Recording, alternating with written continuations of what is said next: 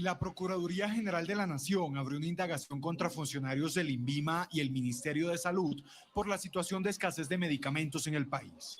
Que lo que busca es establecer el grado de responsabilidad de los funcionarios públicos en la escasez de medicamentos. ¿Cuál es la finalidad? Para entrar a establecer si el problema es de procedimientos dejados de hacer por el ministerio o procedimientos que están viendo unos retrasos injustificados.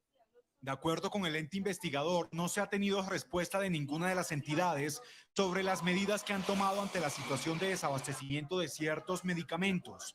Y determinar si les asiste responsabilidad por acción u omisión en la escasez de medicamentos, ya que tanto el Ministerio como el INVIMA tienen facultades de inspección, vigilancia y control sobre medicamentos. El Ministerio Público informó que ya había hecho requerimientos a la ministra de Salud y al director del INVIMA sobre la problemática que se presenta para los afiliados al sistema de salud.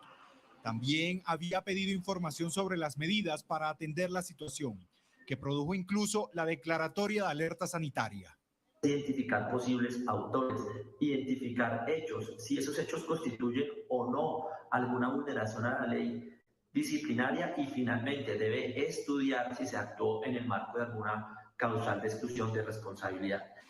Luego de que esas peticiones de información no fueran atendidas, la Procuraduría ordenó la práctica de pruebas documentales y testimoniales para individualizar a los responsables. Por su parte, el INVIMA y la Secretaría de Salud de Bogotá afirman que al menos 87 medicamentos, como el metronidazol y la dihidrocodeína, tendrían dificultades de disponibilidad. ¿Cuáles más? ¿Qué dicen las entidades? Paula, cuéntenos un poco más. Jonathan, uno de los más frecuentes, el acetaminofén, pero también la amoxicilina y también fermentos lácticos. Algunos medicamentos para controlar el dolor y otros para tratamiento de enfermedades crónicas como el cáncer. De acuerdo con las entidades competentes, hay escasez de medicinas a nivel nacional y comprar contenedores a otros países no sería una alternativa.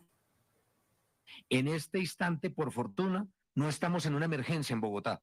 Hemos logrado sustituir algunos medicamentos por otros que tienen similares funciones. Ante el aparente desabastecimiento de medicamentos en el país, la Supersalud continúa poniéndole la lupa al gremio de las EPS sobre la compra de estos. Según la ministra de Salud, Carolina Corcho, la coyuntura se estaría presentando desde hace 4 años. Sin embargo, la ministra desmintió al director del INVIMA acerca de las reuniones con laboratorios internacionales. Por su parte, la Secretaría Distrital de Salud también respondió ante la escasez que se estaría presentando. ASEMI habló de alrededor de 1.200 sustancias que podían estar escasas en el mercado. El INVIMA, que es la autoridad nacional que le compete ese tipo de cosas, habló de aproximadamente 127 principios activos que estaban parcialmente desabastecidos. En la ciudad de Bogotá, hemos confirmado desabastecimiento parcial de 80. Ojo, que hay que, digamos, llegar a las cifras exactas. La pregunta es, ¿hay desabastecimiento de medicamentos? La respuesta es sí. Y hay que empezar a hacer una enorme cantidad de aclaraciones y de precisiones que las vamos a tener que ir haciendo, porque en esto se ha generado mucha confusión y sobre todo esta discusión se ha llevado a una polarización política que no está ayudando a nada.